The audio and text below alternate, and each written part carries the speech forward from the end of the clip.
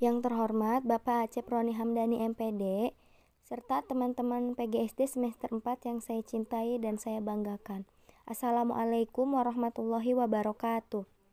Alhamdulillahirabbil alamin wa bihi nasta'in wa ala umuri dunya waddin wassalatu wassalamu ala asrofil anbiya'i wal mursalin wa ala alihi washabihi ajmain amma ba'du. Puji dan syukur marilah kita panjatkan kehadirat Allah Subhanahu wa taala. Atas berkat rahmat serta hidayahnya lah kita di sini dapat dikaruniai berupa kesehatan jasmani maupun rohani. Sholawat serta salam semoga tetap tercurah limpahkan kepada junjungan kita Nabi Muhammad SAW, kepada para keluarganya, kepada para sahabatnya, kepada para tabi'in dan tabi'atnya, serta kepada kita selaku umatnya. Amin ya robbal alamin. Perkenalkan, saya di sini selaku moderator kelompok 1 akan memperkenalkan teman-teman kelompok 1, yaitu Novi Haryanti, Haris Surya Ramadan, Nur Indah Sari, Maitza Salsabila, Irma Aryani, Hamzah Raihan, dan Heliza Nur Pratiwi. Baik, mari kita langsung lemparkan saja kepada para pemateri yang akan memaparkan materinya. Kepada para pemateri, saya persilahkan. Bismillahirrahmanirrahim. Assalamualaikum warahmatullahi wabarakatuh. Perkenalkan, nama saya Irma Aryani, NPM 1986210019. Di sini saya akan menjelaskan materi dengan judul kurva normal. Nomor 1, tentang kurva normal, yaitu gambar kurva normal menyerupai genta atau bel yang beraturan dalam arti simetris antara ekor sebelah kanan dan ekor sebelah kiri dan mencerminkan ciri-ciri umum populasi dari mana sampel itu diambil. Gambar kurva normal ini tergantung pada parameter, yaitu mikro dan sigma, di mana masing-masing merupakan simbol rata-rata hitung dan simpangan baku untuk populasi. Sedang untuk sampel yang bisa digunakan adalah X dan S. Jika kedua parameter itu telah diketahui kurva normalnya dengan mudah, dapat digambarkan. Adapun persamaan kurva normal adalah sebagai berikut. Y sama dengan 1/S akar 2V dikali E pangkat 1/2 dikali X min X bar per sigma pangkat 2, di mana Y yaitu ordinat untuk nilai X yang mempunyai batas. V sama dengan nilai konstan, di mana nilainya itu 3,1416, E yaitu bilangan konstan dengan nilai 2,7183, X bar yaitu rata-rata hitung, dan sigma merupakan simpangan baku. Puncak kurva itu ditarik ke bawah merupakan letak rata-rata hitung X bar sama dengan mikro, dan di sebelah kanan dan kiri merupakan daerah simpangan baku S sama dengan sigma. Gambar 4.1 ini merupakan contoh kurva normal. Tinggi atau ordinat kurva menunjukkan frekuensi Y, sedangkan yang mendatar merupakan skor X. Kurva normal mempunyai beberapa karakteristik, yaitu 1. Grafik kurva selalu di atas sumbu X. Yang kedua, modus yaitu titik pada sumbu mendatar membuat fungsi mencapai maksimum terjadi pada X sama dengan mikro. Yang ketiga, belahan kanan dan kiri titik tengah bersifat simetris jika ke kanan X plus 3S dan jika ke kiri X min 3S. Yang keempat, luas daerah kurva di atas sumbu sama dengan nilai 1. Karakteristik tersebut berlaku untuk setiap pasang X bar dan S, namun kurvanya yang sering berbeda. Tinggi rendahnya ordinat sebuah kurva akan tergantung pada besar kecilnya rata-rata hitung X dan simpangan baku S. Jika S besar atau semakin besar, gambar kurva akan semakin rendah. Sebaliknya, jika S kecil atau semakin kecil, gambar kurva akan semakin tinggi. Gambar 4.2 ini menunjukkan dua buah kurva normal yang mempunyai rata-rata hitung yang berbeda, tetapi dengan simpangan baku yang sama. Kedua kurva ini sama bentuknya, tetapi berpusat pada posisi yang berbeda sepanjang sumbu mendatar. Dua kurva dapat memiliki rata-rata hitung yang sama, tetapi dengan simpangan baku yang berbeda. Gambar 4.3 ini menunjukkan dua kurva yang sama rata-rata hitungnya, tetapi berbeda simpangan bakunya. Kedua kurva itu berpusat pada posisi yang sama pada sumbu mendatar. Tetapi kurva kedua yang simpangannya bakunya lebih besar menjadi lebih rendah dan lebih menyebar ke kanan dan ke kiri. Selain dua buah kurva normal juga dapat mempunyai kemungkinan baik rata-rata hitung maupun simpangannya. Tidak sama sebagaimana terlihat pada gambar 4.4, kedua kurva tersebut terlihat selain berpusat pada posisi sumbu yang mendatar, yang berbeda juga bentuknya. Yang satu kan lebih tinggi, yang satu lebih rendah. Yaitu yang satu itu memiliki ciri-ciri tinggi sempit dan yang kedua rendah melebar, yang mencerminkan perbedaan besarnya simpangan baku. Sekian materi yang dapat saya sampaikan. Terima kasih. Wassalamualaikum warahmatullahi wabarakatuh. Assalamualaikum warahmatullahi wabarakatuh. Nama saya Heli Janur Pratiwi, NPM 1986210031. Di sini saya akan menyampaikan materi tentang daerah kurva normal. Seluruh daerah kurva normal mempunyai luas 1 dinyatakan proporsi atau 100 dinyatakan persen. Di titik tengah kurva merupakan letak rata-rata hitung X. Dan di sebelah kanan dari kiri, X tersebut adalah simpangan baku yang bersifat positif, nilainya di atas rata-rata, ataupun negatif, nilainya di bawah rata-rata. Karena kurva normal bersifat simetris terhadap X, luas daerah yang di bawah dan di atas X adalah sama besar, yaitu masing-masing 0,5 atau 50%. Dalam distribusi normal baku, titik tengah kurva normal yang merupakan letak X tersebut adalah sama dengan 0 dan simpangan baku sama dengan 1 atau S sama dengan 1. Jika letak titik X sama dengan 0, penyebaran simpangan baku ke kanan dan ke kiri akan menjadi simetris, yaitu jika ke kanan menjadi plus 1S, plus 2S, plus 3S, dan sebagainya. Dan jika ke arah kiri menjadi min 1S, min 2S, dan sebagainya dalam bentuk kurva normal.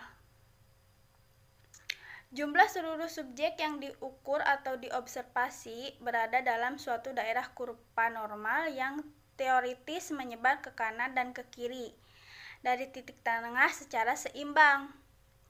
Persoalan yang kemudian adalah berapakah proporsi atau persentase masing-masing daerah yang dinyatakan dalam bentuk simpangan baku tersebut.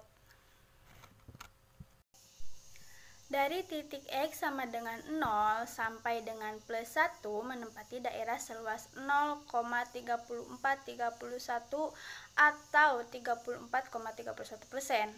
Karena kurva bersifat simetris, daerah di antara X kurang lebih 1S adalah sebesar 2 kali 0,3431, yaitu 0,6426 atau 64,26%. Hal itu berarti dari seluruh data hasil pengukuran atau observasi, 64,26% diantaranya berada di sekitar rata-rata hitung. Luas daerah dari plus 1S sampai dengan plus 2S adalah sebesar 0,9544 atau 95,44%. Hal itu berarti bahwa hampir seluruh anggota atau data subjek peneliti tercakup di dalamnya. Luas daerah dari plus 2S sampai plus 3S atau sebaliknya, min 2S sampai min 3S adalah 0,0214 atau 2,14%. Anggota atau data yang masuk dalam daerah ini adalah termasuk kelompok ekstern, dalam arti semakin jauh dari penyimpangan baik secara positif maupun negatif dari rata-rata hitung atau nilai tengah atau X. Lalu materi selanjutnya ada J-score. J-score merupakan suatu konsep bilangan yang banyak dipergunakan untuk memecahkan berbagai persoalan statistik. Ia menunjukkan perbandingan penyimpangan sebuah skor X dari rata-rata hitung X terhadap simpangan baku atau S. Z-score merupakan nilai standar yang mempunyai X sama dengan 0 dan S sama dengan 1. Simpangan baku dari X yang bersifat kurang lebih itu misalnya kurang lebih 1S, kurang lebih 1,5 S, kurang lebih 2 S, tidak lain adalah nilai Z-score dan bukan dalam pengertian simpangan baku atau S. Tepatnya, simpangan baku yang besarnya bervariasi itu ditransformasikan menjadi kurang lebih 1S, kurang lebih 1,5 S, kurang lebih 2S, sehingga sama-sama kurang lebih 1S. Belum tentu sama antara kurva yang sama dengan kurva yang lain. Adapun rumus menghitung Z-score yaitu Z sama dengan X dikurangi X per S. Sekian materi yang dapat saya sampaikan. Saya kembalikan kepada moderator. Bismillahirrahmanirrahim. Nama saya Nur Indasari, NPM 1986210012. Saya akan menjelaskan materi tentang T-score. Ada kalanya orang menghindari bilangan negatif dan desimal yang dihasilkan oleh penghitungan Z-score. Oleh karena itu, statistik juga memberikan jalan keluar dengan mentransformasikan Z-score ke dalam T-score. Adalah sebagai berikut. T sama dengan 50 plus 10Z, di mana nilai 50 dan 10 adalah konstan. Atau dapat juga dihitung berdasarkan data T50 ditambah X dikurangi X aksen per S dikali 10. Untuk contoh dipertanyakan di atas yaitu skor 68, 66, 70. Sedangkan nilai X aksen adalah 64,93 dan nilai S adalah 3. Skor 68 pada nilai Z adalah 68 dikurangi 64,93 dibagi 3 sama dengan 1,02. Nilai T-nya adalah 50 plus 10 dikali 1,02. Nilainya adalah 60,2. Skor dari 66 pada nilai Z-nya adalah 66 dikurangi 64,93 per 3 sama dengan 0,36. T sama dengan 50 ditambah 10 dikali 0,36 sama dengan 53,6. Skor 69 pada nilai Z adalah 70 dikurangi 64,93 per 3 sama dengan 1,69. Nilai T sama dengan 50 ditambah 10 dikali 1,69 sama dengan 66,9. Letak Z-score 66 sampai 70 adalah antara 0,36 sampai 1,69, yaitu sedikit di bawah pertengahan antara plus 1S dan 2S. Selain dua pernyataan di atas, kurva normal dan daerah dapat dipergunakan untuk memecahkan sebuah pertanyaan yang relevansi. Pertanyaan-pertanyaan itu antara lain sebagai berikut.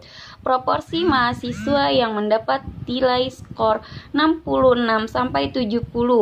Jawabannya, Z-score untuk 66 dan 70 yang diketahui yaitu 0,36 dan 1,69. Untuk mengetahui proporsi skor 66 sampai 70 tersebut adalah harus memperlihatkan daerah kurva normal.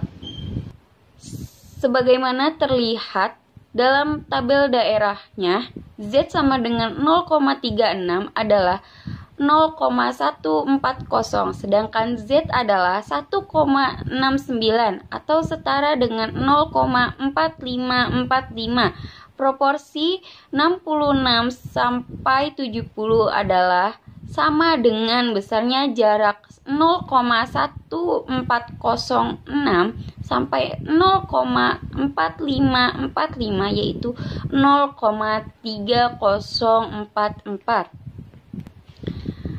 Contoh-contoh persoalan di atas pada hakikatnya menunjukkan kegunaan Z-score untuk menghitung dan mempertimbangkan kemungkinan-kemungkinan yang terjadi dari seluruh peristiwa yang terjadi. Hal itu juga berarti bahwa skor dapat dipergunakan untuk menunjukkan besar kecilnya kemungkinan suatu kejadian. Dalam dunia statistik, menguji besar kecilnya peluang suatu kejadian juga dapat berarti menguji sesuatu hipotesis. Pengujian sebuah hipotesis menggunakan konsep Z-score, yaitu dengan mempergunakan luas daerah Z-score. Namun sebelum membicarakan tentang manfaat Z-score untuk pengujian hipotesis, terlebih dahulu akan sedikit dibicarakan masalah probabilitas yang mendasarkan konsep terjadinya kemungkinan-kemungkinan tersebut. Konsep probabilitas populasi adalah tempat penggeneralasian hasil perhitungan yang didasarkan pada sampel, sedangkan sampel sendiri adalah wakil dari populasi.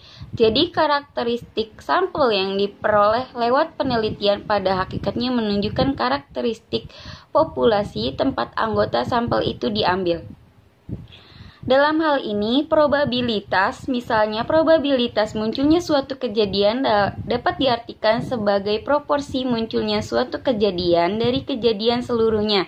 Jadi, masalah probabilitas tidak lain adalah masalah frekuensi kemunculan suatu kejadian atau gejala yang diamati. Masalah probabilitas adalah masalah konsep.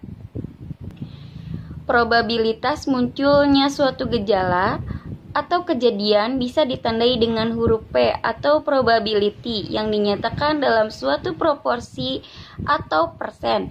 Jika kemunculan suatu peristiwa dinyatakan sebagai 0,05 atau setara dengan 5%, hal ini berarti bahwa kemungkinan munculnya gejala atau kejadian itu adalah sebanyak 5 kali dalam 100 kejadian, 10 kali dalam 200 kejadian, 50 kali dari 1000 kejadian.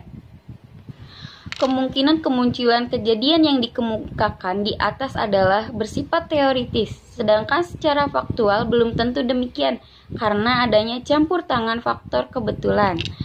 Misalnya, jika lemparan mata uang tersebut dilakukan sebanyak 100 kali, kemungkinan perbandingan munculnya kepala dan ekor adalah 60 berbanding 40. 65 berbanding 35, dan seterusnya. Tetapi jumlah lemparan tersebut secara terus-menerus ditambah perbedaan proporsi kejadian antara apa yang terjadi sesungguhnya atau observed probability dengan kemungkinan terjadinya secara teoritis, teoritalita probability akan semakin kecil dan dekat. Bahkan bisa jadi proporsi atau probabilitas empirik dalam probabilitas teoritis tersebut menjadi sama atau hampir sama. Dengan kata lain, jika suatu observasi ditambah yang dalam pengertian ini, yang berarti jumlah sampel ditambah kemungkinan kejadian secara empirik akan menjadikan kejadian teoritas. Assalamualaikum warahmatullahi wabarakatuh. Perkenalkan, saya Haris Yudia Ramadan, NPM 1986210009. Saya akan menjelaskan tentang hubungan probabilitas dengan kurva normal. Kurva normal merupakan distribusi teoritis untuk menggambarkan frekuensi kejadian. Gambar kurva yang berbentuk cinta itu menunjukkan bahwa puncak merupakan suatu kejadian yang paling tinggi frekuensi kemunculannya, dan disitulah letak rata-rata hitung X dari seluruh kejadian itu. Penyimpangan ke kanan dan ke kiri berarti berkurangnya frekuensi kejadian. Semakin ke kanan atau ke kiri, frekuensi itu akan semakin mengecil. Kata lain, semakin tinggi penyimpangan baik positif maupun negatif di atas atau di bawah, rata-rata hitung kemungkinan munculnya kejadian itu akan semakin kecil. Contoh, biaya pendidikan di Indonesia dewasa ini relatif semakin mahal bagi masyarakat kelas menengah ke bawah. Seorang anak dapat menamatkan pendidikan sekolah menengah tingkat atas jika orang tuanya paling tidak penghasilan rata-rata 250.000 per bulan. Jika rata-rata penghasilan orang tua mengikuti asumsi distribusi normal dan dengan 225.000 per bulan serta mempunyai simpangan buku 35.000, berapa persenkah besarnya kemungkinan anak tidak dapat menyelesaikan tingkat pendidikan sekolah menengah tingkat atas? Untuk menjawab, jika harus menghitung Z-score penghasilan 250.000 dan kemudian menggunakan daerah kurva normal. Z 250.000 dikurangi 225.000 dibagi 35.000. Akhirnya mendapatkan 0,7142857 dibulatkan menjadi 0,71. Tabel kurva normal menunjukkan bahwa 0,71 mempunyai luas wilayah sebesar 0,2389. Wilayah tersebut adalah daerah masyarakat yang berpenghasilan 250.000 ke atas. Sekian dari saya. Terima kasih.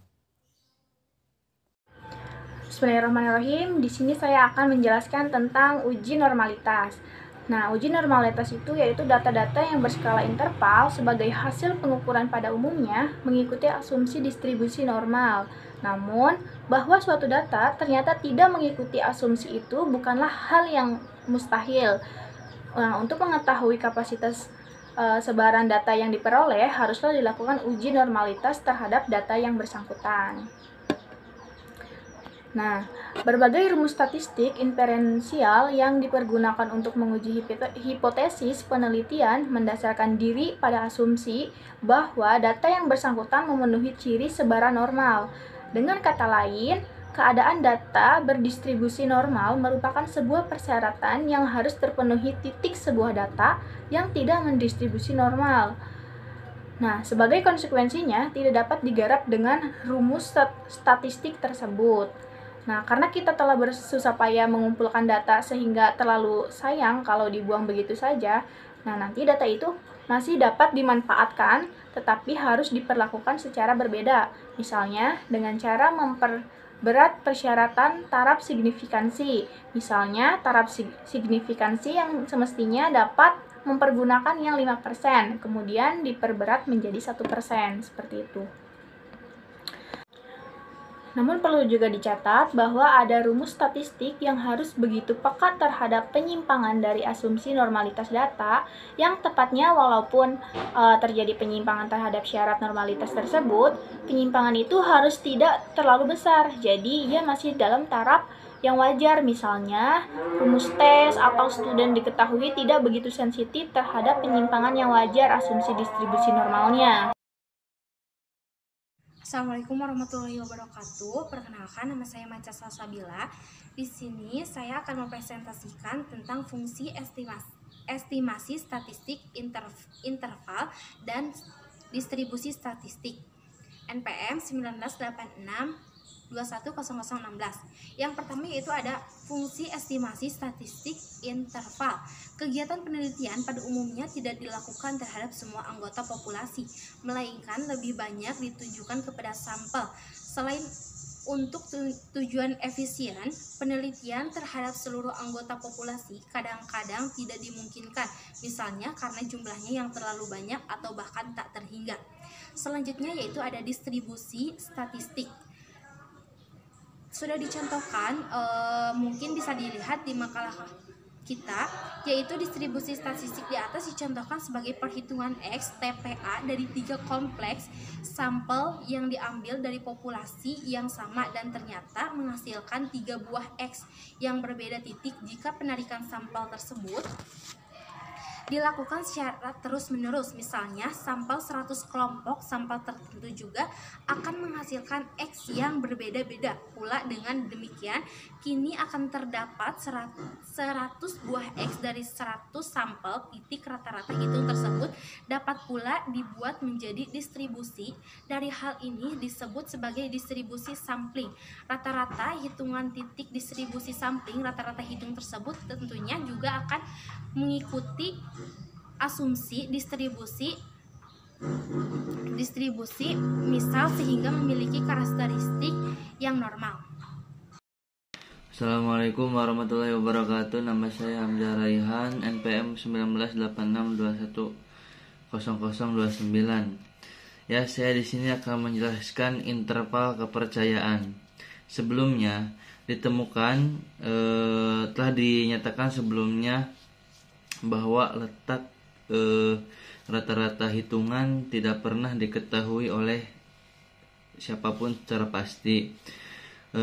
Namun jika Anda ingin mengetahui hitungan tersebut, Anda harus bisa melakukan estimasi supaya Anda menemukan jumlah hitungan tersebut. Penafsiran letak upaya umumnya memperjelaskan bahwasanya signifikan 5% atau 10% penafsiran yang dipergunakan tahap signifikan tersebut. Alhamdulillahirrabbilalamin, presentasi telah disampaikan semua. Terima kasih kepada para pemateri yang telah memaparkan materinya dengan sangat baik, serta terima kasih pula kepada teman-teman PGSD dari semester 4 yang telah menyimak video ini dari awal hingga akhir. Saya selaku moderator pamit undur diri. Saya akhiri presentasi hari ini. Billahi taufiq wal hidayah. Wassalamualaikum warahmatullahi wabarakatuh.